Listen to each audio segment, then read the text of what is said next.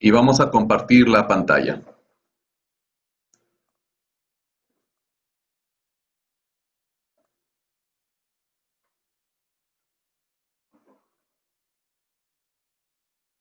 Muy bien, como ya estábamos diciendo, hoy día estamos viendo la lección número 11 y vamos a ver la historia de Gedeón.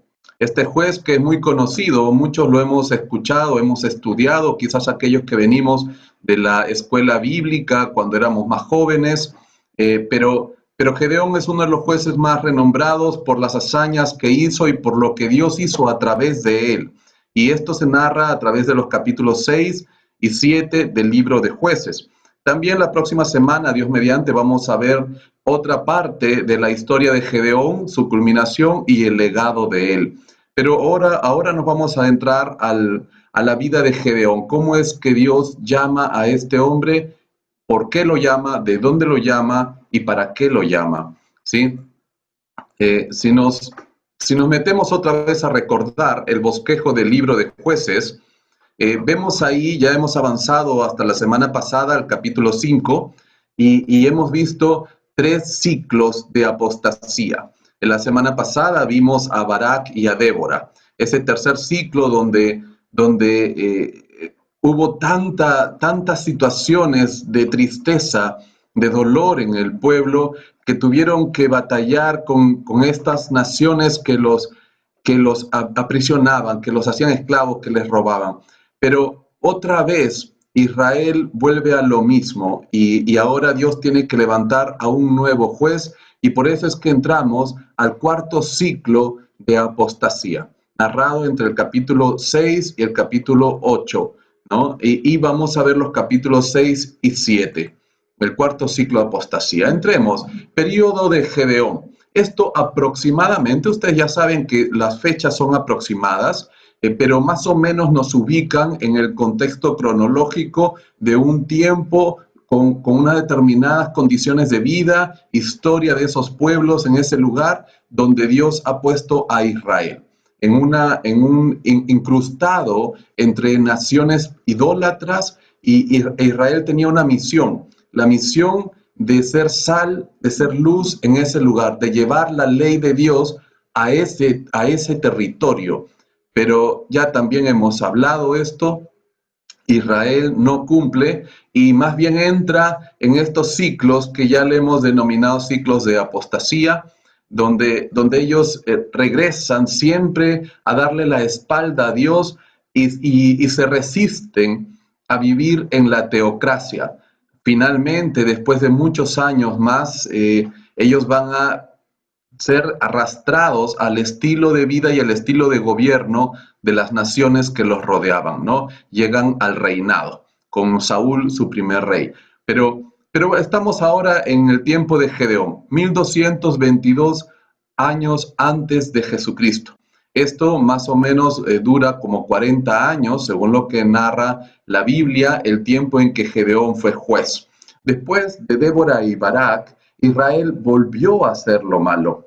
Y le dieron la espalda a Dios, regresaron a la idolatría. ¿Y qué es lo que hace Dios? Dios ahora levanta a Madián, una coalición realmente entre los madianitas, amalequitas y también las tribus del este o las llamadas tribus del oriente o muy comúnmente llamados beduinos o árabes. Fueron 7 años donde estos pueblos que se movían con no solamente los hombres, sino se movían con todos sus ganados, se movían con toda su familia, todo lo que ellos eran nómades e iban específicamente al territorio israelita y los saqueaban. Los ultrajaban, mataban gente definitivamente, pero su objetivo era robarles todo lo que ellos podían haber guardado o cosechado, logrado durante ese año, porque todos los años, en tiempos específicos, especialmente en el tiempo de la siega, esto más o menos es entre abril y mayo, ya, de cada año. Acuérdense de la fiesta de Pentecostés, es la fiesta de la siega, de la cosecha, ¿no? Entonces, pero ahí en ese tiempo llegaban todas estas tribus y les robaban todo, de tal manera que Israel se empobrecía y y encima perdían gente, perdían sus ganados, perdían todo. Imagínense, el tiempo de la cosecha les servía para guardar la comida para el resto del año. Y si todo iba a ser robado, entonces ellos pasaban hambre, ¿no?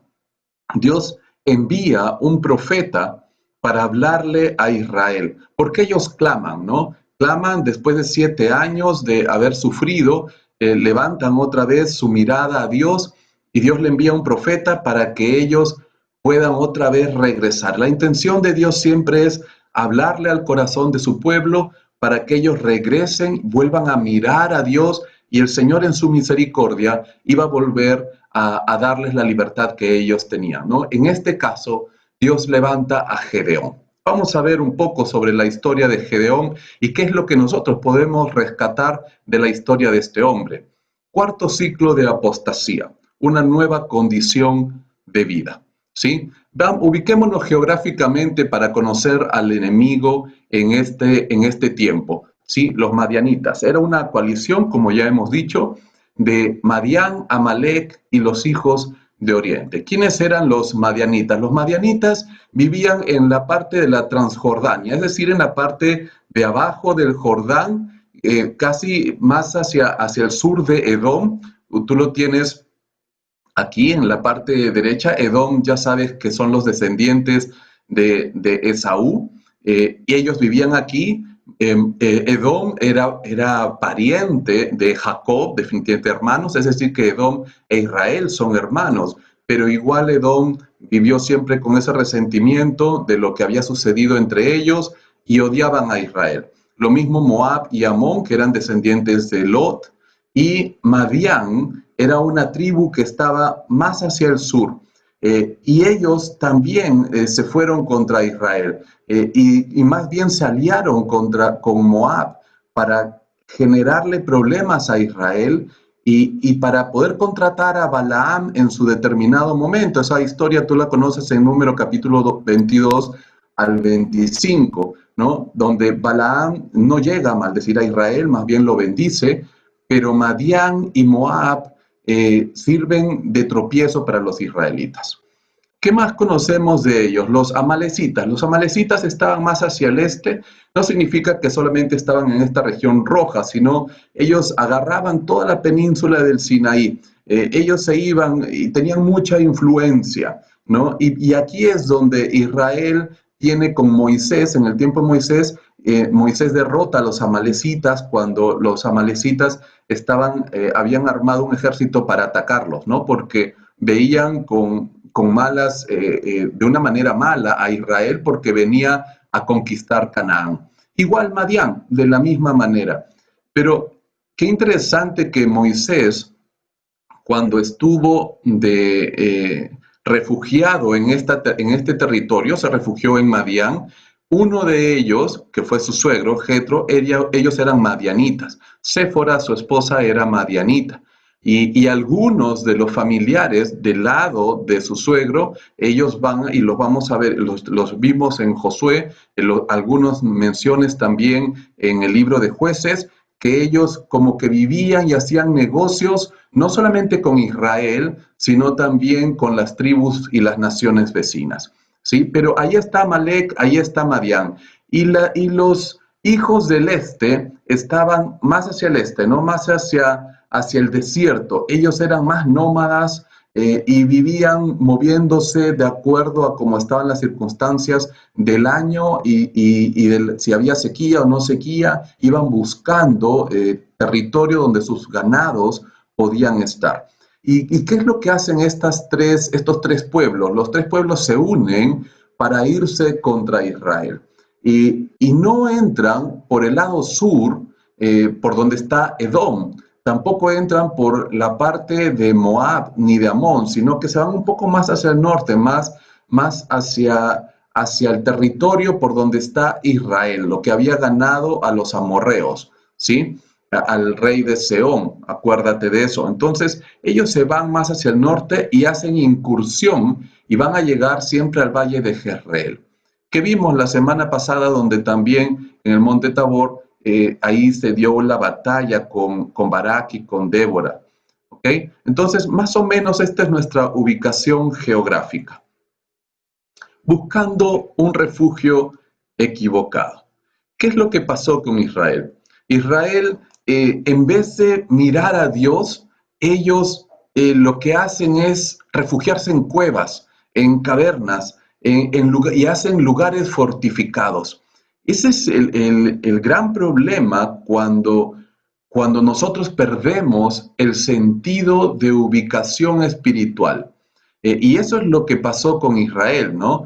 Tú ves en el versículo 2, los hijos de Israel, por causa de esta aflicción que sufrían de los madianitas, se hicieron cuevas en los montes y hicieron cavernas. En algunas partes de estos montes habían cuevas naturalmente hechas y otras donde ellos mismos tuvieron que cavar y aparte hicieron lugares fortificados más hacia el monte para evitar que todos estos pueblos que llegaban hacia el valle para saquear, para ultrajar, entonces ellos podían proteger sus pertenencias. Pero Israel encontró esa solución. En vez de mirar hacia Dios, ellos encontraron la solución buscando un refugio hecho por manos humanas. ¿Te puedes imaginar? El miedo a perder la vida, el miedo a perder sus bienes, es decir, a verse empobrecidos, entonces puede llevar a las personas a tomar dos decisiones. Una es a realizar acciones desesperadas y otra a tomar soluciones erradas.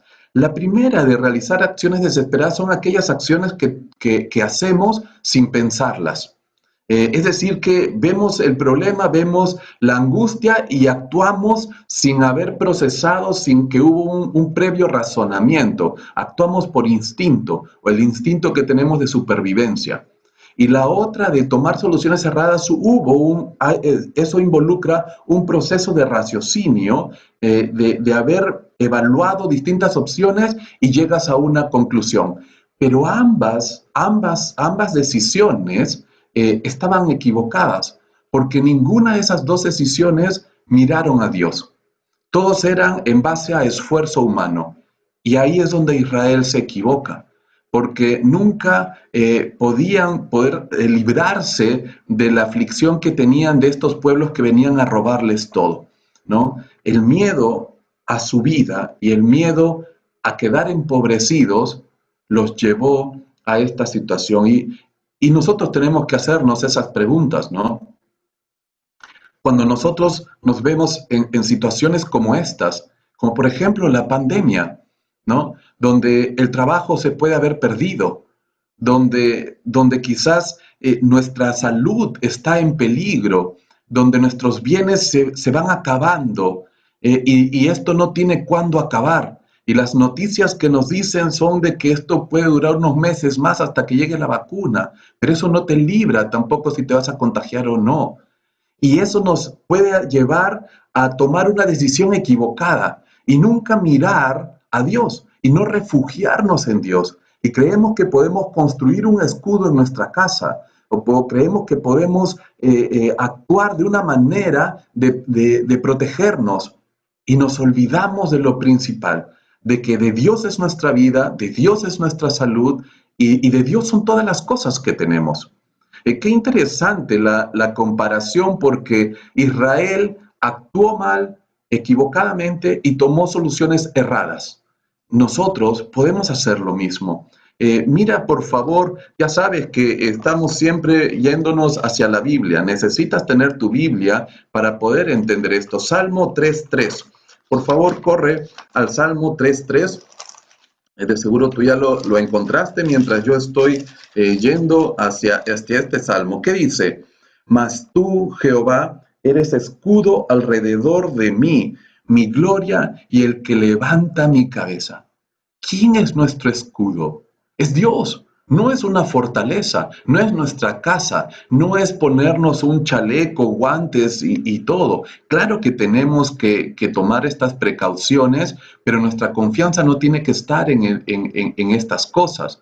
Nosotros tenemos que ser prudentes, tenemos que vivir en esta circunstancia que nos toca vivir, pero depositando nuestra confianza en Dios. Anda a 18.2. En el mismo libro de Salmos, anda el versículo 2 del capítulo 18. Dice, Jehová, roca mía y castillo mío, y mi libertador, Dios mío, fortaleza mía, en él confiaré, mi escudo y la fuerza de mi salvación, mi alto refugio. Mira, todo lo contrario a lo que Israel había hecho cuando estaban los madianitas en este tiempo, en el 1200 aproximadamente, ¿no? Ellos buscaron construirse fortalezas. Sin embargo, el salmista aquí está diciendo que su fortaleza es Dios. ¿Y cuánto nosotros nos parecemos cuando actuamos sin pensar o tratamos de pensar soluciones sin considerar a Dios? Hay que pensarlo, hermano. Llamada de atención. Dios envía a un profeta. Ya lo hemos hablado, ya está en el capítulo 6 del 7 al 10. Dios está haciendo algo especialmente con su pueblo. Él no quiere que su pueblo siga pasando esta angustia. Y entonces manda a alguien.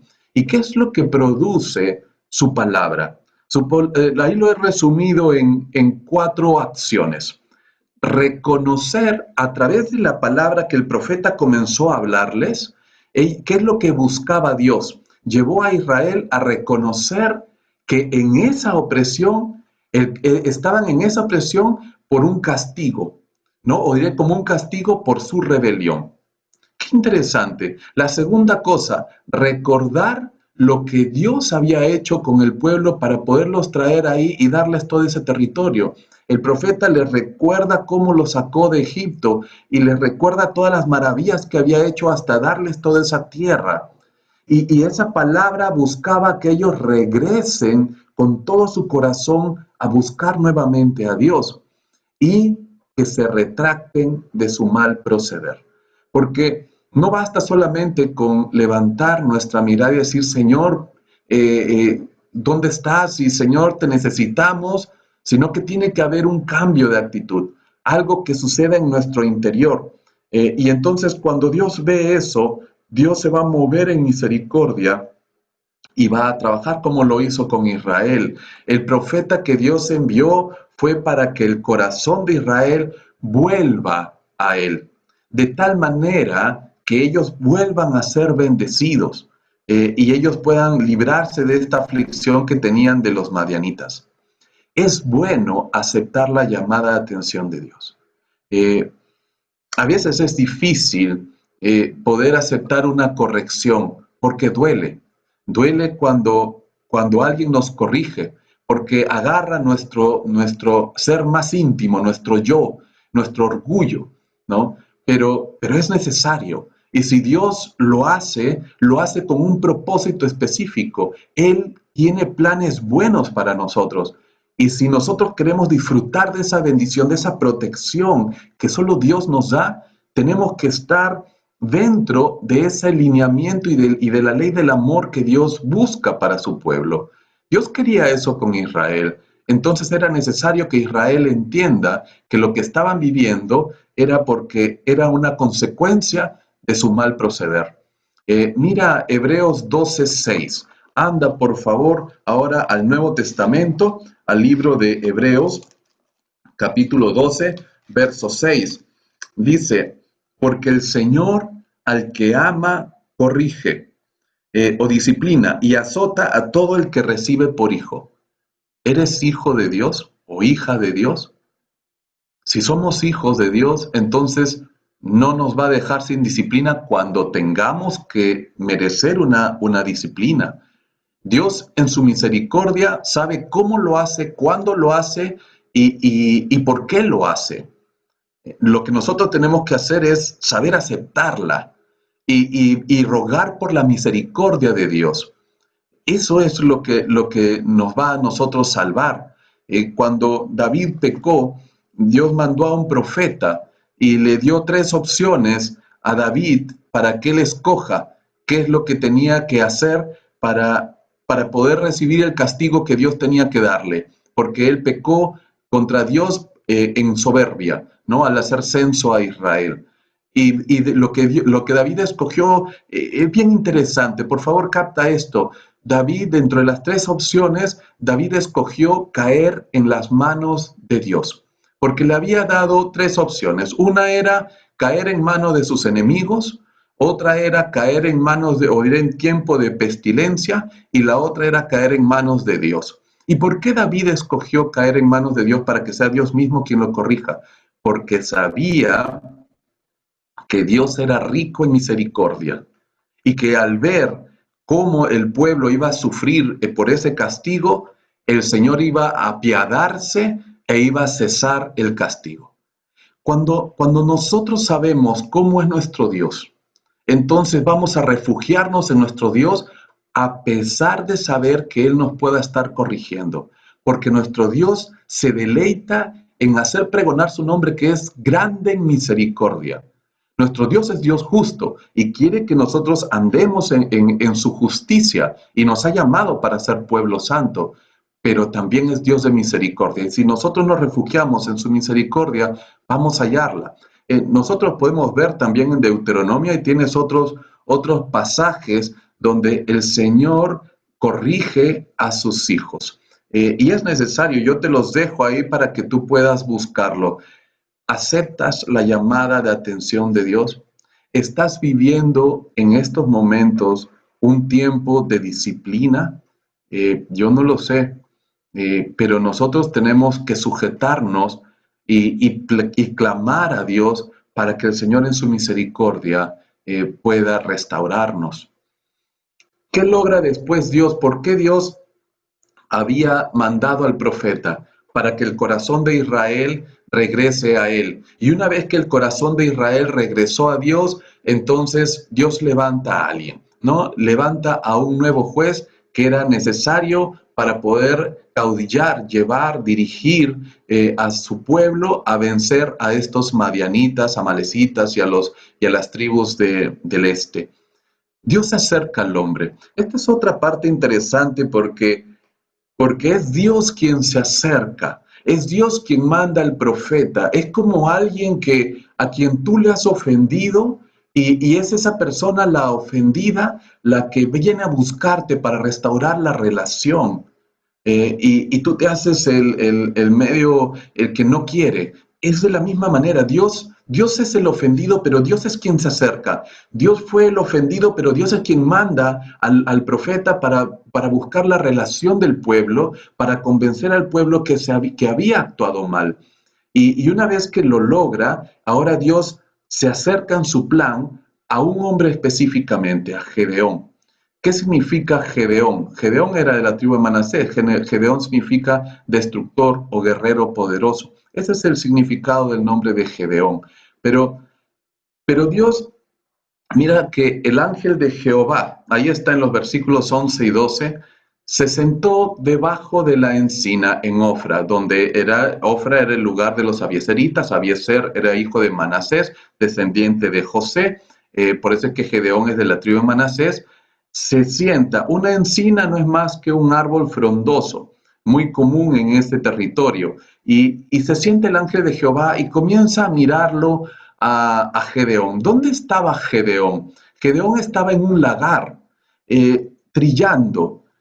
Pero si tú has estudiado esto, el trigo no se trilla en un lagar, se hace en un campo abierto, donde puedan pasar los bueyes con sus pezuñas, aplastar, separar la cáscara y después aventarlo con un tridente para que el viento se lleve la cascarilla, que es muy volátil, y quede solamente el grano. Entonces, ese es el proceso normal. Pero ¿por qué Gedeón estaba en un lagar que no es más que un foso hecho, escondido? Porque no quería que los madianitas o los pueblos que estaban por ahí lo vieran, si no iban a venir, lo iban a saquear, y quizás hasta su vida podía haber podido pasar peligro. Pero ahí estaba Gedeón escondido. Y el ángel de Jehová se acerca a él, y es interesante que lo saluda y le dice: Jehová está contigo, varón esforzado y valiente. Puedes ver un poco la contradicción desde el punto de vista humano. Porque si nosotros lo vemos como acabamos de describir desde el punto de vista nuestro, vamos a ver a un hombre miedoso de que le puedan robar, temeroso de que su vida pueda correr en peligro, de que vengan los saqueadores y los deje sin nada. Y sin embargo, el Señor se presenta y le dice, varón esforzado y valiente. Eso está en el versículo 12. Dos cosas que hace Dios cuando se acerca al hombre, ¿no? Él mira la condición inicial del hombre, pero también al mismo tiempo mira su condición final. Dios nos ve como producto terminado. Eso es, cuando nosotros terminemos de ver la próxima semana, Dios mediante, la vida de Gedeón, lo corto que se pueda narrar en estos pocos capítulos a Gedeón, vamos a ver que fue un hombre esforzado y valiente, tal como el Señor estaba aquí describiéndolo al inicio, porque es Dios quien forma, es Dios, nosotros somos el barro donde Dios está dándole forma para poderle ser útil en el ministerio donde Dios nos quiere. Y Dios quería a Gedeón en un ministerio, pero, pero él tiene que trabajar con él. Y lo vamos a describir ahora. Y Dios está viéndolo ya como su producto final. Y para Gedeón de seguro era muy contradictorio, quizás yo esforzado y valiente si estoy acá escondido. Pero Dios te ve así, nos ve así, porque Él trabaja. Y qué interesante que Dios comienza a trabajar con Gedeón, porque Gedeón no, Gedeón era un hombre que había perdido su fe. La fe de Gedeón estaba aplastada por distintas circunstancias. Y a lo largo de esta noche vamos a ver cómo es que Dios va restaurando la fe de Gedeón, ¿no? Y hay un ida y venida de pruebas de ambos lados.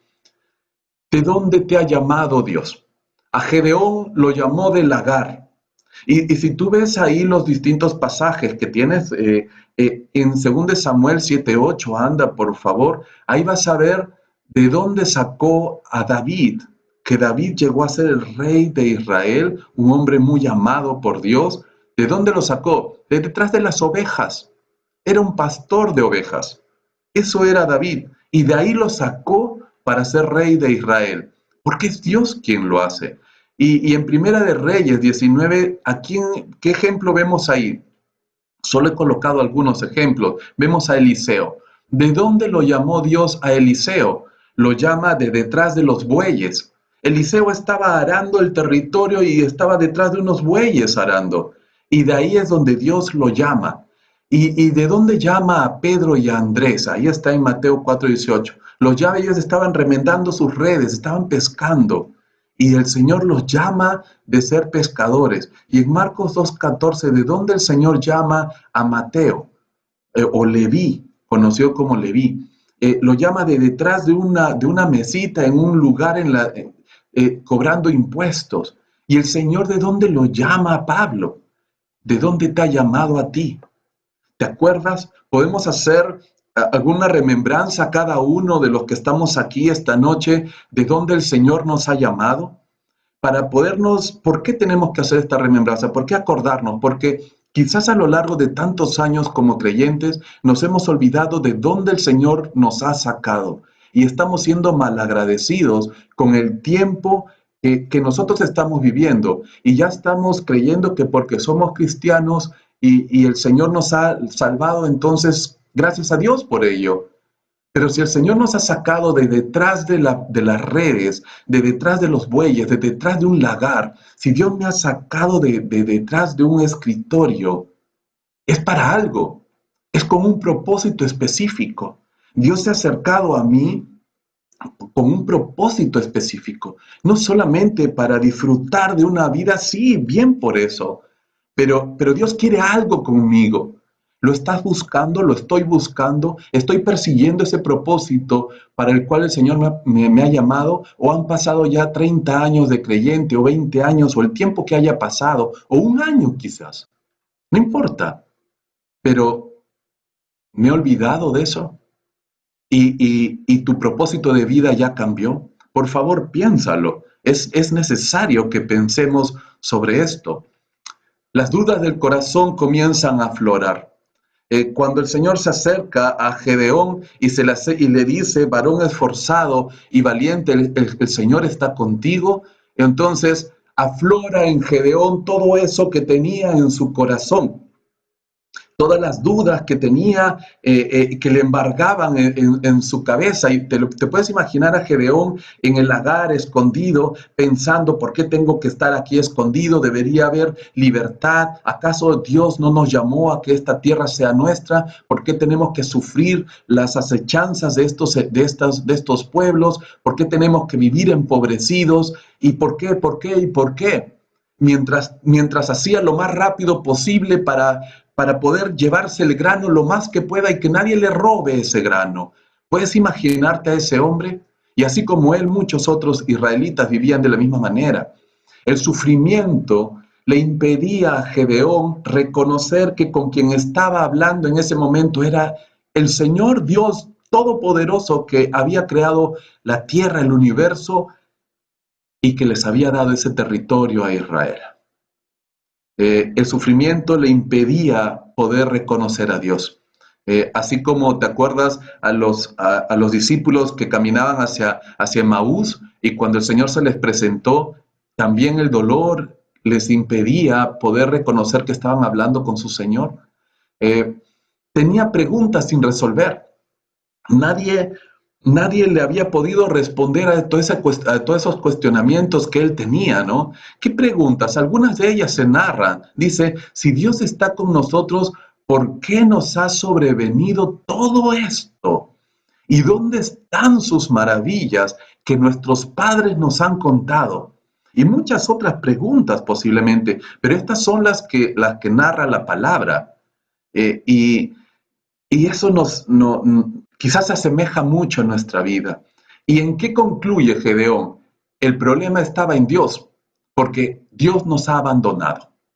En, Gedeón, dentro de toda esta problemática que estaba viviendo, no llegó a la conclusión, el problema está en Israel, que le ha dado la espalda a Dios. El problema está en Dios, que nos ha abandonado. Nosotros no hemos hecho nada.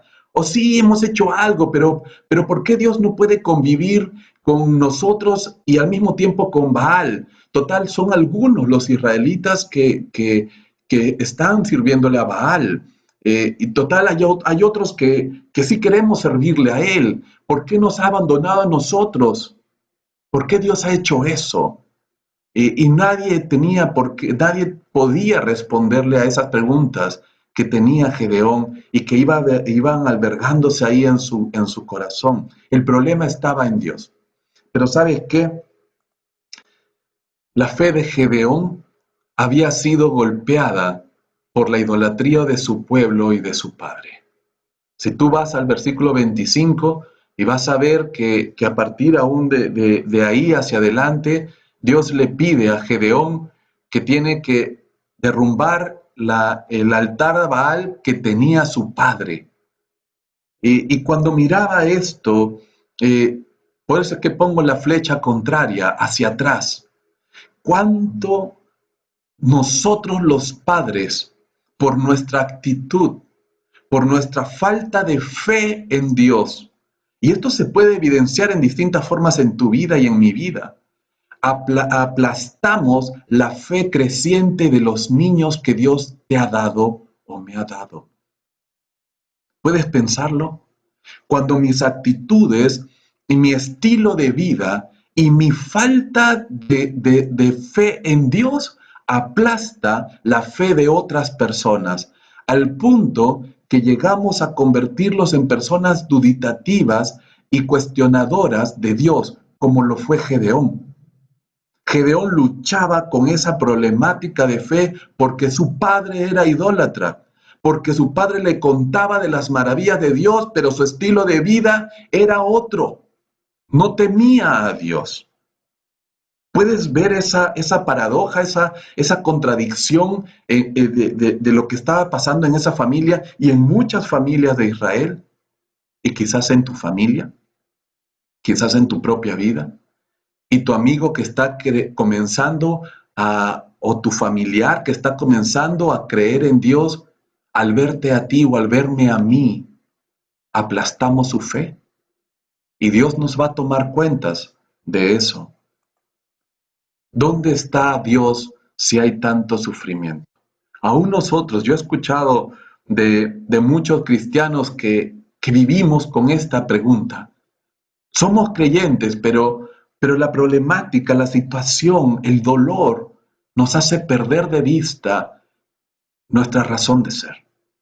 Y nos hacemos esta pregunta, ¿dónde está Dios cuando se sufre? Y nos apropiamos de esta pregunta que domina al mundo. Y por eso es que no quieren creer en Dios. Porque nosotros los cristianos no tenemos fe en nuestro Dios. Decimos tener fe, pero lejos está de nosotros vivir con esa fe. Y cuando nos dejamos llevar por estas interrogantes, entonces siempre el culpable es Dios. Por favor, anda a Habacuc. Habacuc, ese profeta que está ahí en los libros, bien chiquititos, casi al final del Antiguo Testamento. Anda, por favor, al capítulo 1, verso 2. O diré verso 3, ¿no? Habacuc 1, 3. ¿Qué dice? ¿Por qué me haces ver iniquidad y haces que vea molestia? Destrucción y violencia están delante de mí, y pleito y contienda se levantan. Esto que nosotros podemos ver en estas palabras de Habacuc, ¿acaso no es lo mismo que nosotros vivimos hoy en día? ¿Acaso lo que vivía Gedeón en ese momento y estos cuestionamientos no es lo mismo que se vive hoy en día? El sufrimiento es algo que acompaña al hombre desde que Adán pecó y nos va a acompañar hasta que el Señor vuelva a venir por segunda vez e instaure su reino. Porque es parte del pecado del hombre, es una consecuencia. Job dice lo mismo, pero vayámonos a Eclesiastés 4:1. Eso está, Eclesiastés está antes de Isaías, ¿sí? Eclesiastés 4:1 dice, me volví y vi todas las violencias que se hacen debajo del sol, y he aquí las lágrimas de los oprimidos, sin tener quien los consuele, y la fuerza estaba en manos de sus opresores, y para ellos no había consolador. Esto parece la noticia de hoy día. ¿Acaso no hay opresores y la gente que clama y no hay solución para sus problemas? Pero es culpa de Dios. Es culpa que este sufrimiento del hombre venga porque Dios lo quiere así. Dios no quiere la muerte del que muere, dice la palabra. Y tú tienes ahí otros versículos más que te animo a que los busques y los leas. Pero Dios en su voluntad permisiva permite que suceda esto, pero no es que escape al control de Dios, porque el hombre es quien escoge, el hombre es el que ha decidido vivir bajo este sistema. Y la opresión y la mundanalidad es la que gobierna este sistema, y el sufrimiento y el dolor siempre va a estar ahí. Pero es fácil querer decirle, Señor, bendíceme, cuando mi corazón está lejos de Él. Nosotros tenemos que volver nuestro corazón al Señor. Por eso es que si nosotros los cristianos perdemos de vista nuestro objetivo, la razón de ser para la cual Dios nos ha llamado, lo que hemos visto, de dónde Dios te ha sacado, ¿te has olvidado cuál es el propósito para el cual el Señor te ha llamado o me ha llamado a mí? Justamente para evitar esto, para que la iglesia sea la sal y la luz de este mundo, de tal manera que el reino de Dios se esparza. Pero si el reino de Dios queda encerrado en cuatro paredes, entonces, ¿cómo va a parar este sufrimiento? Decisiones y condiciones que están en manos de la iglesia. Yo estaré contigo, son las palabras que el ángel de Jehová le dice a Gedeón. Ahí vemos ahora el pasaje entre el 14 y el 24. Y le dice, ve con esta tu fuerza. Y podríamos acercarnos erradamente ante estas palabras si nos quedamos solamente con esta primera frase, ve con esta tu fuerza, creyendo que que el Señor está animando a a algo propio de Gedeón, y que Gedeón podía librar a Israel con su inteligencia, con su fortaleza o con un gran ejército y con todas las estrategias que él podría hacer. No, no es así. Hay que terminar de leer toda la frase o leer todo el contexto. Dice, ¿no te envío yo? Es Dios quien iba a estar con Gedeón. La fuerza de Gedeón radicaba en la capacitación que el Espíritu le da a Gedeón, porque más adelante vamos a ver que el Espíritu de Dios viene sobre Gedeón y ahí es donde Gedeón toma recién el inicio para poder ser el libertador que Dios estaba levantando en esa época. No es la fuerza personal, sino es la fuerza de Dios. Y ambas siempre van a competir en nuestra vida como creyentes, porque siempre va a querer surgir nuestro yo, creyendo que somos nosotros los que hablamos, creyendo que somos nosotros los que podemos hablar intelectualmente y vamos a poder convencer a las personas. Y nos equivocamos porque es el Espíritu Santo quien habla a través del creyente. Él es el Espíritu quien usa nuestra vida para poder convencer a las personas. Nosotros solamente somos un medio. No es mi fuerza personal, no es mi habilidad para poder hacer negocios donde yo tengo grandes ganancias. Es la misericordia de Dios quien me da esas ganancias. Hay que ubicarnos, ¿no? Hay que, como dicen algunos, hay que tomar esa pastilla de ubicaína, esa pastilla ubicaína de la fe, para poder depender de la fuerza de Dios y no de mi fuerza. Y cuando encontramos esto, vemos el proceder de Gedeón y el orden que comienza a ver en su vida, porque Dios comienza a rescatar a Gedeón, a rescatar la fe de ese hombre que estaba ahí luchando contra todos esos espinos del sufrimiento. Estaba ahí, pero Dios tiene que restaurar a Gedeón. ¿Y qué hace Gedeón? Gedeón le dice, espérate un momento y dame esta prueba de que si tú has hablado conmigo, entonces espérate que te traigo algo de comida, ¿no? Y le acepta uno y le ofrece una ofrenda y el ángel de Jehová le dice, está bien, tranquilo, yo te espero. Al responderle le está confirmando la fe. Mira que cada proceso de esto es un apuntalamiento a la fe de Gedeón, para rescatarlo a Gedeón. La segunda parte, ¿qué hace Gedeón? Toma conciencia cuando el ángel con su vara toca esa comida y sale fuego de esa peña, de esa roca que estaba ahí donde habían puesto la comida y el caldo vertido encima, y el ángel desaparece. Y entonces Gedeón se llena de miedo, porque ahí recién entiende qué es lo que estaba pasando. Porque él podía haber dicho, de seguro estoy teniendo una visión. Por eso es que pide la confirmación, espérame para que comas. Porque él al ver, y al ver que alguien comía su comida, entonces él podía estar seguro que no era una visión. Podía estar seguro que estaba siendo aceptado de este mensaje y el Señor no se preocupa por cuestionar a Gedeón, porque el Señor estaba haciendo un trabajo de rescatar en la fe de este hombre y tiene paciencia y él acepta. Y cuando Gedeón ve que la ofrenda es aceptada, se llena de temor y después hace un altar porque Dios le dice, tranquilo Gedeón, la paz sea contigo, no te va a pasar nada, no vas a morir. Y Gedeón hace un altar y le llama Jehová Salom, que dice Jehová es paz, porque entiende que el Señor se había acercado a él y había hecho un pacto de paz con Gedeón, a pesar que Gedeón lo había cuestionado. Mira, había un cuestionamiento de Gedeón hacia Dios, pero Dios le dice, tranquilo, Gedeón, y Gedeón habla de paz. Si Dios está conmigo, ¿quién contra mí entonces? Tú tienes ahí algunos pasajes en 2 Corintios, Romanos 8:31. Si Dios está contigo, hermano, ¿quién puede irse contra ti?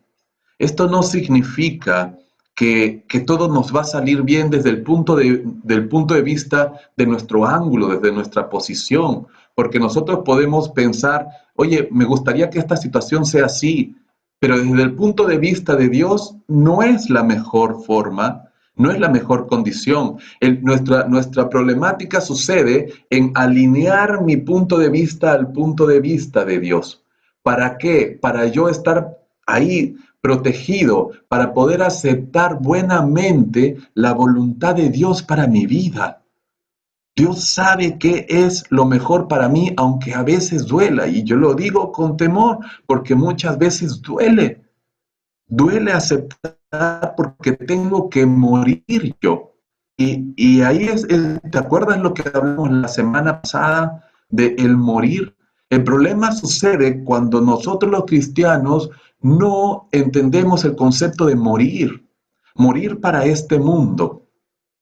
Y nosotros ya no somos parte de esto. Y dejar nuestra carne, dejar nuestras ambiciones, dejar nuestra vida para encauzarnos en el propósito de Dios. Por eso es que somos muchos los llamados y somos pocos los escogidos, porque somos pocos y estamos todos nosotros ahí, pero tenemos que alinearnos en el propósito de Dios. La gran bendición es que a pesar que dentro de ese propósito que Dios nos ha prometido estar con nosotros, a pesar de ese propósito, aunque hayan lágrimas, nuestro gozo está cumplido en el Señor. Y es Él el que nos da la fuerza. No son las fuerzas nuestras, son las fuerzas de Dios en mí. Spurgeon dice esta frase: pensarás que soy extraño si te digo que nuestro Señor vino a darnos paz para que nos pueda enviar a la guerra. Qué interesante la frase de Spurgeon. Nos vino a dar paz, vino a establecer paz con nosotros para luego enviarnos a la guerra. Y es lo que hizo con Gedeón. Estableció paz con Gedeón primero y después lo mandó a la guerra. Y es lo mismo que ha hecho conmigo y contigo. Primero ha establecido paz con nosotros. Es decir, nosotros antes éramos enemigos de Dios, ahora somos amigos de Dios por la gracia de Jesucristo. Ahí tienes la cruz. Por la cruz de Jesucristo, por la muerte de Jesucristo, hemos entrado a ese contacto de amistad. Ya no somos enemigos de Él. Él ha hecho paz con nosotros. Ha pacificado tu vida. Pero ahora lo ha hecho solamente para que, ok, vivamos ahí tranquilos. Tenemos que ir a la guerra. Un soldado no puede estar con su equipo de batalla dentro del cuartel. Tiene que estar en el campo de batalla, porque ahí es donde se necesita. La gente necesita conocer de Cristo. El Señor nos ha llamado para poder ser instrumentos en su mano, para poder pacificar al mundo con Jesucristo. Para eso el Señor nos ha llamado. Tienes ahí unos pasajes, pero ¿estás dispuesto a ir a la guerra? Porque pacificado ya estamos, pero no podemos estar ahí esperando a algo, a que haya un rayo, que haya una luz o que una voz audible. Entonces recién ahí, ya, Señor, ahora me voy a poner alineado a tu voluntad. Dios ya te ha dicho lo que tienes que hacer. Está en ti, en que tienes que decir, ok, Señor, pero no esperes una voz audible que te diga, ya, vamos, avanza, ¿no? Primera prueba, búsqueda de santidad, darle el primer lugar a Dios en su vida. Escogiendo a quién servir. ¿Cuál fue la primera prueba que Dios le pidió a Gedeón? Lo que en esa misma noche, dice el pasaje 25, Dios se le aparece en sueño y le dice a Gedeón, Gedeón, mira, toma 2 bueyes, ¿no? Y anda y derriba el altar de tu padre. Y después que lo derribas, vas a cortar también la imagen de acera que estaba hecha de madera. Acuérdate que ya lo hemos visto también en las lecciones pasadas, que 2 de los dioses que Israel había adoptado de las naciones vecinas, uno era Baal y el otro era Acera. ¿no? Y entonces dice, córtala y anda a la peña más alta, a un lugar prominente, y ahí me vas a levantar un altar. Y en ese altar pon la madera de la imagen de acera que tú has cortado, y ahí sacrifica el segundo buey que tiene 7 años. Y ahí me haces una ofrenda para mí. Esa es la primera prueba, y era una tremenda prueba. Tanto es así que Gedeón tiene un poco de temor de hacerlo de día del pueblo y de su familia, y lo hace de noche, llama a 10 de sus siervos, y con ellos van, tumban la estatua con los bueyes, van, construye un altar, sacrifica el segundo toro y se lo sacrifica a Dios. ¿Qué es lo que Dios pide antes de llamarte a la guerra? Lo que Dios primero hace es te pacifica. Pero una vez que te pacifica, ahora lo que Dios busca de ti es santidad. Y por eso es que le estaba poniendo esta prueba y esta misión a Gedeón. Le está diciendo Gedeón, ok, ahora tu corazón realmente tiene que demostrar este pacto que estamos haciendo. Y Gedeón obedece y le dice, no, Señor, Señor, tú eres mi Dios y solamente a ti sirvo, ya no voy a servir a los Baales. Y entonces va y derriba el altar de su padre y ofrece sacrificio a Dios. Estaba escogiendo a quién servir. Eso es lo que estaba haciendo Gedeón con este acto de obediencia. Y esto es donde Dios también nos lleva, donde nosotros tenemos que saber a quién servir. O servimos al sistema en el que vivimos o servimos a Dios. ¿A quién servimos? Y no significa que porque seamos creyentes quiera decir que nosotros no tengamos nuestro corazón dividido, porque posiblemente todavía tengamos altares en nuestra vida.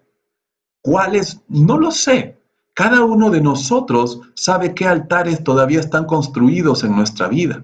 En Mateo 10:37, por favor, corre a Mateo, capítulo 10, verso 37, y vas a ver que el Señor le dice, mira, Mateo 10:37, dice, el que ama a padre o madre más que a mí, no es digno de mí. El que ama a hijo o hija más que a mí, no es digno de mí. ¿Cuántas personas creyentes de nosotros construimos altares de nuestros hijos? Y cuando nuestra hija son lo máximo y vivimos alrededor de ellos y es todo de ellos. ¿Y Dios? ¿Dios no es el todo de tu vida? O quizás tus padres, o tu esposo, o tu esposa. ¿Y a quién amas más? ¿De quién dependes más? Nosotros somos pasajeros. ¿Nuestra vida está enfocada en nuestro Dios o no está enfocada en nuestro Dios? Y ahí tienes otros pasajes donde tú puedes ver que Dios está pidiendo santidad en tu vida y santidad en mi vida antes de llamarnos al servicio. Y puede ser que quizás todavía estamos luchando, estamos pidiéndole, Señor, llámame, Señor, yo estoy aquí, Señor, yo quiero, pero no estoy preparado todavía, porque todavía no he derribado esos altares, porque todavía no me he consagrado completamente a Él y todavía estoy con un pie aquí y un pie allá. Derribar altares, ofrecer sacrificios a Dios, pero es necesaria la santificación antes de ir al trabajo. Emerge un nuevo líder. Hay una triple evidencia que podemos ver aquí en estos pasajes, porque después que Gedeón derriba este altar y el pueblo quiere ir a matarlo, entonces el acto de Gedeón algo causó en el corazón de su padre. Tanto es así que su papá, siendo un idólatra, y al ver lo que su hijo había hecho, sale en defensa de su hijo y le dice, si Baal es Dios, que Baal contienda con mi hijo y él se le encargue con mi hijo, ¿por qué nosotros vamos a defenderlo? Algo causó, porque nuestra vida tiene impacto, nuestras acciones tienen impacto en las demás personas, tus acciones tienen impacto en tus hijos. Eso es lo que nosotros tenemos que ver. Hay una triple evidencia de este liderazgo que Dios levanta en sus hijos. en todo creyente, porque Dios quiere que todo creyente lidere el evangelio, la evangelización a toda persona. Entonces, en Gedeón se ve la fe en acción. Ahí está la primera evidencia. La primera evidencia eres tú, soy yo. Somos nosotros la primera evidencia, porque la fe sin obras es muerta. Entonces tiene que evidenciarse mi fe. No tengo que decir soy cristiano por si acaso, ponerme un letrero. Mis obras tienen que decir que soy cristiano. La segunda evidencia es la que Dios hace. Dios envió su espíritu sobre Gedeón y lo capacitó. Dios ha enviado su espíritu a nosotros, la iglesia. Cuando aceptamos a Jesucristo como nuestro Señor y Salvador, el espíritu de Dios ha venido en mí, a mí y a ti y a toda persona que reconoció a Jesucristo como Señor y Salvador. Y la tercera evidencia es lo que las demás personas dicen. El pueblo entonces, cuando Gedeón tocó la bocina e hizo el llamado, el pueblo acudió y se alineó con Gedeón, porque es Dios quien levanta. Ahí está la evidencia, reconocieron el liderazgo de Gedeón, porque Dios lo puso así. Y tu familia y tus amigos y mi familia y mis amigos van a reconocer que somos creyentes porque mi vida va a estar santificada en una acción de acciones santas delante de Dios para con ellos.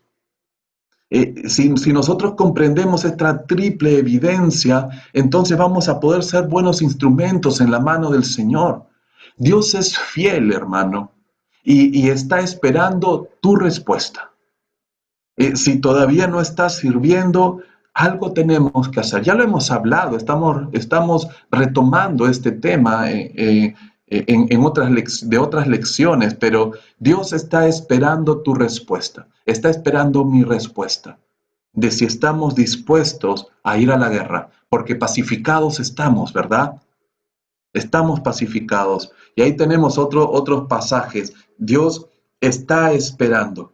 Dice que Él está a la puerta y llama, ¿no? Y si nosotros lo único que hacemos es no responder, entonces nos vamos a negar a Él. Pero si nosotros abrimos la puerta de nuestro corazón, entonces Él va a venir y va a cenar y va a hacer fiesta en nuestra vida.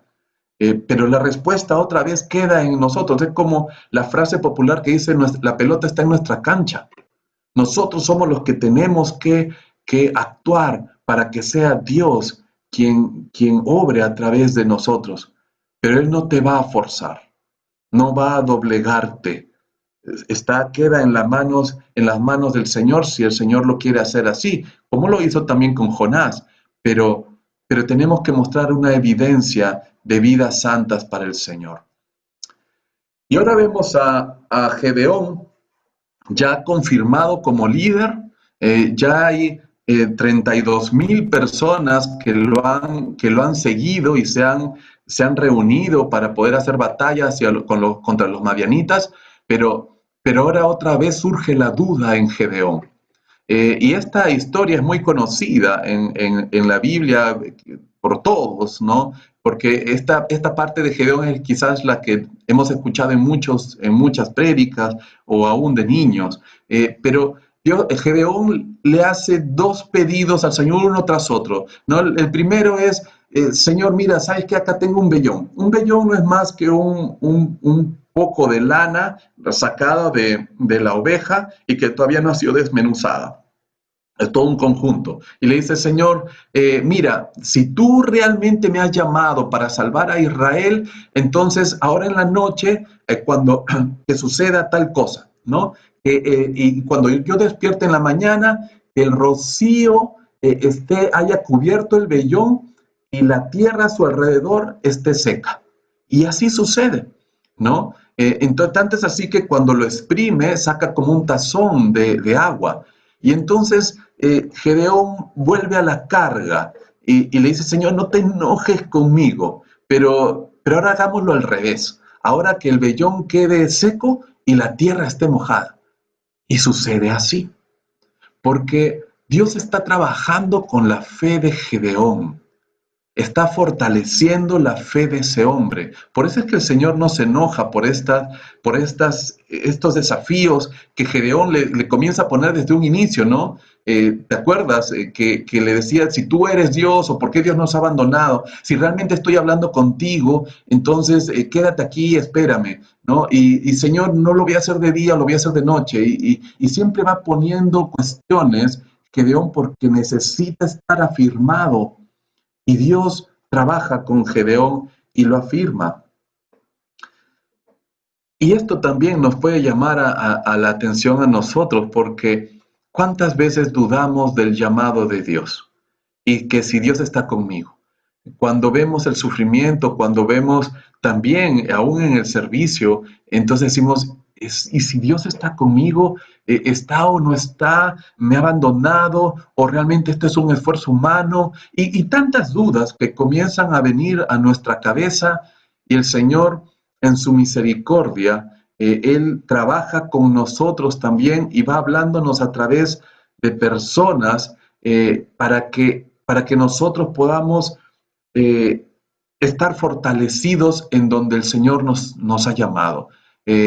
Pero no hay ningún problema con que nosotros podamos acercarnos al Señor y podamos hacerle preguntas.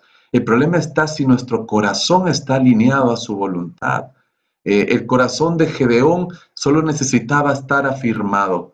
Y Dios en su misericordia trabaja con Gedeón para afirmarlo. Segunda prueba, Dios le está diciendo a Gedeón, confía. Y ahora sucede algo, y estamos ahora en el capítulo 7.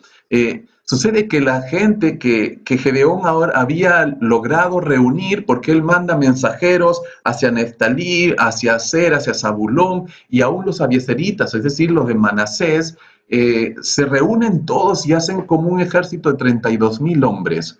Y estos 32,000 hombres se reúnen ahí en Arot, tú lo puedes ver en el versículo 1 del capítulo 7, pero Dios le dice algo en el versículo 2, dice, el pueblo que está contigo es mucho. Ahora, si tú te puedes ir un poco más hacia el capítulo 8, ¿sí? En el versículo 10, vas a ver que el ejército de los madianitas, amalecitas y los árabes, las tribus del este, habían hecho un ejército de 135,000 hombres. Entonces, 32,000 contra 135,000 ¿era mucho? Era una proporción más o menos de 4-1. Entonces, no es que a los ojos humanos no es que era mucho, realmente estaban cortos, porque cada uno de los israelitas tendría que agarrarse con cuatro enemigos. Y más de uno podría haber estado dudando al respecto, pero Dios le dice, son muchos. Pero hay un motivo por el cual le dice son muchos. Le dice, no vaya a ser que el corazón de Israel se vuelva de mí, porque ahora está confiando en mí, y después digan, mi mano me ha salvado. Y Dios, en su propósito de cuidar el corazón de su pueblo, entonces comienza a hacer una obra y al mismo tiempo no solamente cuidar el corazón de su pueblo como nación, sino cuidar el corazón también de los que estaban en la batalla, de los que iban a ir a la guerra. ¿Cómo? Ahí está la primera prueba. Lo que tiene que hacer Gedeón. Si tú ves en los siguientes versículos, en el versículo 3, vas a ver que le hace una prueba, una pregunta Gedeón a la gente. Le dice, si ustedes tienen temor, ¿no?, de poder enfrentarse, entonces devuélvase y váyase a sus tiendas. Y se van como 22,000 soldados, porque tenían miedo, ¿no? Por favor, anda a Deuteronomio, capítulo 20, verso 8. Anda unos libros más hacia atrás y anda de Deuteronomio 28. ¿Qué dice? Y volverán los oficiales a hablar al pueblo y dirán, ¿quién es hombre medroso y pusilánime? Vaya y vuélvase a su casa y no apoque el corazón de sus hermanos como el corazón suyo. Mira, Dios estaba Al decirle esta orden a Gedeón, estaba cuidando el corazón de los más valientes, de los que habían ido a servir a Dios, a librar a su pueblo de los madianitas. Porque cuando está con esos 22,000 que se regresaron, esos 22,000 estaban pusilánimes. Sí, estaban ahí porque era el ejército, pero al ver que está en una proporción de 4-1, quizás más de uno dijo, oye, aquí, bueno, puedo pelear con uno, quizás hasta dos, pero ya hasta tres no me pidas mucho, ¿no? Acá necesitamos a Van Damme o a Bruce Lee para poderse agarrar con 10 o contra 15. Pero, pero ellos en su cobardía se fueron y se quedaron 10,000 hombres. Y aún esos 10,000 hombres eran mucho. Dios estaba librando a esos 10,000 que se quedaron de corazones cobardes, que prefirieron vivir, entre comillas, a morir en la batalla por su pueblo. Eh, y, y, esto también nos tiene que llamar la atención, ¿no? Porque cuánto nosotros queremos vivir a estar trabajando para el Señor y saber lo que implica servir a nuestro Dios. El, ¿Y qué hace con esos 10,000? Con esos 10,000, Dios le dice a Gedeón, son muchos, Gedeón, son muchos. ¿Sabes qué? Llévalos al arroyo y aquellos que se lleven el agua con la mano a la boca, los vas a separar. Y aquellos que se inclinen, se arrodillen y beban el agua como perros, entonces a ellos los vas a separar también. ¿Y cuántos son los que llevan el agua con su mano hacia la boca? Eran 300. Entonces, ya de una proporción de 32,000 contra 135,000 pasaron, al irse, estaba en una proporción de 4. Al irse 22,000 pasaron a una proporción de 14-1. Y al irse a 300 pasaron a una proporción de 451. O sea, ahora tenían que echarse a 400 hombres, ya no solamente a 4. Pero Dios quería esos 300.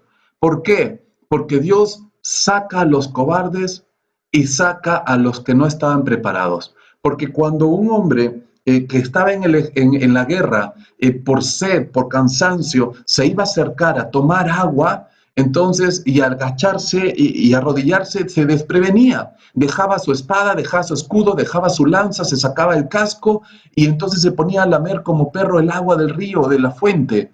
Y entonces no podía protegerse ni él ni proteger a sus compañeros, porque le iba a costar a estar listo. En cambio, el que se llevaba el agua a la boca estaba listo, con la espada en la mano, y podía reaccionar rápidamente ante una eventualidad de una acechanza. 300 soldados solo estaban preparados y eran valientes. 300 dentro de 32,000. Muchos son los llamados, pocos los escogidos, porque solo pocos están preparados, porque solo pocos están dispuestos a morir. ¿Estamos dentro de esos 300?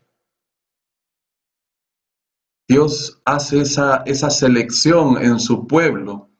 Y ahí surge otra pregunta, las que estamos acostumbrados a hacer para cada situación. ¿Estoy listo para ser usado por Dios? ¿Cuánto tiempo ya vengo siendo creyente y todavía no estoy listo? Solamente estoy calentando banca y el entrenador no me llama ni siquiera para ir a meter un gol al arco, aunque sea un minuto en la cancha. Pero es porque todavía no estoy preparado. Y no porque el Señor no te esté preparando, sino porque soy yo el que todavía tiene algo por ahí, el que todavía no está como que la hago, sí la hago, ¿no? ¿Te acuerdas lo que hablábamos la semana pasada? ¿No? Y estamos en esas indecisiones. Esto no significa que tengas que dejar lo que vengas haciendo en tu vida. No estoy diciendo eso, no estoy diciendo que tengas que dejar tu trabajo. Lo que estoy diciendo es que tu corazón tiene que estar en las cosas de Dios. Y eso es lo que Dios dice en su palabra. Puedes seguir con tu trabajo, puedes seguir si el Señor te ha llamado a estar ahí, pero donde el Señor te ha puesto, sé sal y luz. Tienes que estar preparado para poder presentar defensa de la palabra ante esas personas, porque el Señor te ha pacificado para llevar el evangelio, para extender el reino, para llevarte a la guerra. Y necesitamos estar conscientes de esta condición a la cual el Señor nos ha llamado. ¿Estamos dentro de esos 300? ¿Estoy listo para ser usado por Dios? Batalla contra Madián. Ahora el trabajo de Dios en el corazón de un hombre y en su pueblo comienza a rendir frutos. Ubicación geográfica.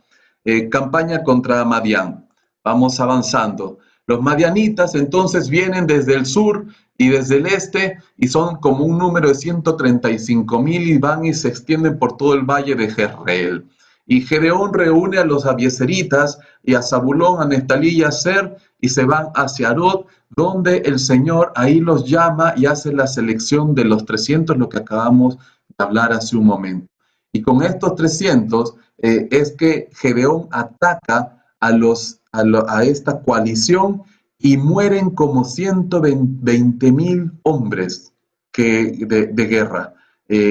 Y los derrotan y huyen otros 15,000 soldados, ¿no? Se van con algunos príncipes, huyen por donde habían regresado. Y en esa huida Gedeón le escribe a los de Efraín y les dice, bajen y córtenle la retirada a estos enemigos, y ellos toman los vados de Bet-Bará y del Jordán y ahí matan a 2 príncipes de los madianitas, a Oreb y a Zib, ¿no? Y Gedeón va con los 300 para poder seguir persiguiendo hacia los madianitas. Imagínense la tremenda victoria de Dios, no de Gedeón, porque una persona, las justas, podrá un buen soldado pelear contra 3, 4, 5, 8, pero contra 400 cada uno, difícil.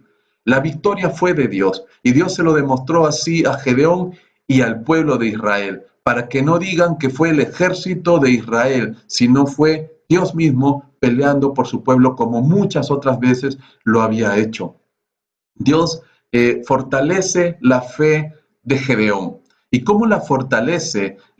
Porque ahora ya no es Gedeón quien comienza a pedir pruebas de seguridad, ahora es Dios quien comienza a actuar para fortalecer la fe de Gedeón. Y le dice, Gedeón, desciende, pero si todavía estás con miedo, baja tú solo con tu criado y anda y escucha. Y Gedeón lo hace, ¿no? Gedeón no dice, no, Señor, ya estoy seguro, tranquilo, vamos nomás. No, Gedeón va, ¿no? Porque todavía existía, el trabajo de la fe de Gedeón estaba casi concluido, ¿no?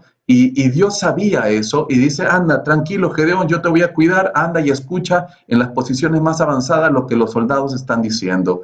Y Dios ve 2 cosas, reconoce la debilidad de Gedeón y por eso es que lo reafirma dándole una convicción al respecto, ¿no? Y Dios lo mismo hace contigo y conmigo. Dios sabe cuál es mi condición y Él me reafirma. Entonces, si Él hace eso, si yo sé cómo es mi Dios ahora y ya estamos conociendo un poco más como nuestro Dios, entonces, ¿qué estamos esperando para creerle a Él? ¿Qué tengo que esperar? Lo que decíamos, una voz audible, que alguien venga y me toque la puerta y me diga, mira, Jesús, el Señor me ha mandado y te dice esto, o estoy esperando que haya un rayo en el cielo o que los planetas se alineen para recién comenzar a meterme en el servicio donde Dios me ha llamado, en el propósito de la extensión del reino.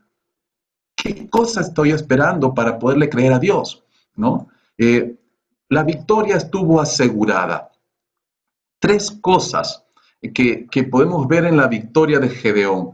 Gedeón, cuando escucha esta historia de los soldados, porque él escucha que uno de ellos había tenido un sueño donde había visto un pan de cebada rodando y que cuando caía contra el campamento lo desbarataba, como un bolos, ¿no?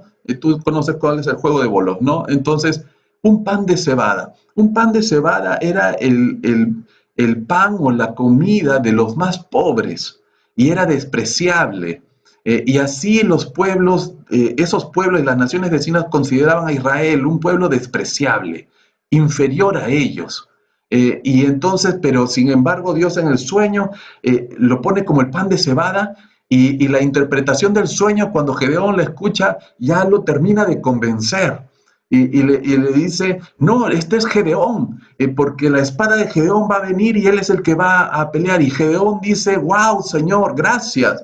Y va y reúne a los 300, los divide en 3 flancos de 100 cada uno, les da sus teas, les da sus cuernos, tocan y Dios les da la victoria.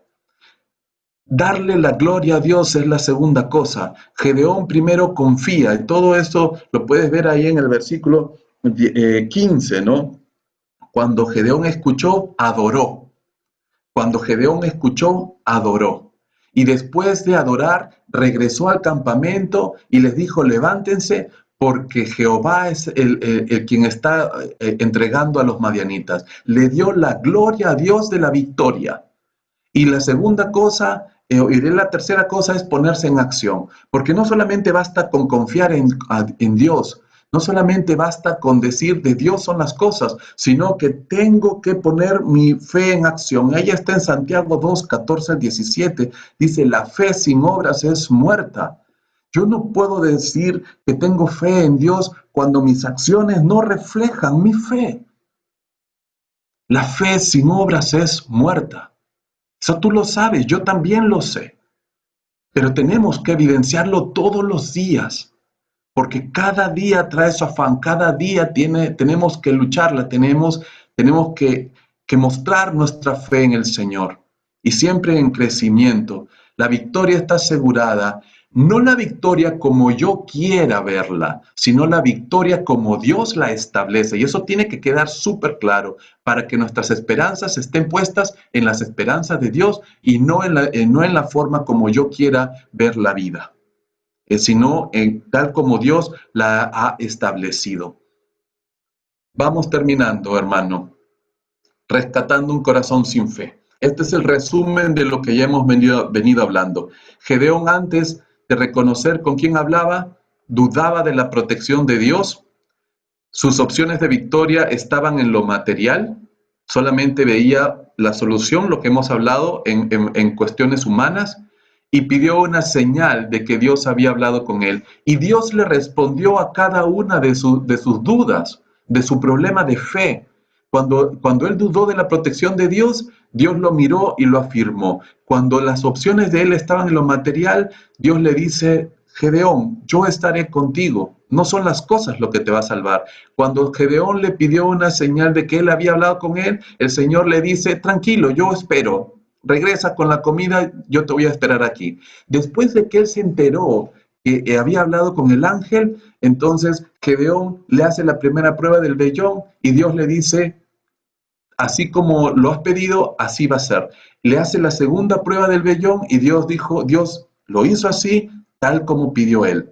Y una vez que Gedeón ya estaba afirmado y alineado, ahora Dios toma la iniciativa. Ya no es Gedeón el que pide pruebas, ahora es Dios quien toma la iniciativa y le dice a Gedeón, Gedeón, escoge a estos hombres de esta manera. Y Gedeón obedece. Y luego le dice Gedeón, baja y escucha lo que estos soldados están diciendo, y Gedeón desciende al campamento y baja. Y termina Dios de esa manera de rescatar el corazón incrédulo de Gedeón para volverlo en un hombre esforzado y valiente, tal como Dios le había dicho cuando se presentó a él, porque Dios nos ve como productos terminados. Nosotros no lo vemos, pero nuestra fe no tiene que decaer. Tenemos que estar alineados en el propósito de Dios de tal manera que podamos ser instrumentos adecuados en su mano para la gloria de Él. ¿Quieres serlo tú? Tenemos que responder a nuestro Dios. La pelota está en nuestra cancha, hermano. Dios te bendiga. Con esto vamos terminando la presentación de ahora y vamos a proceder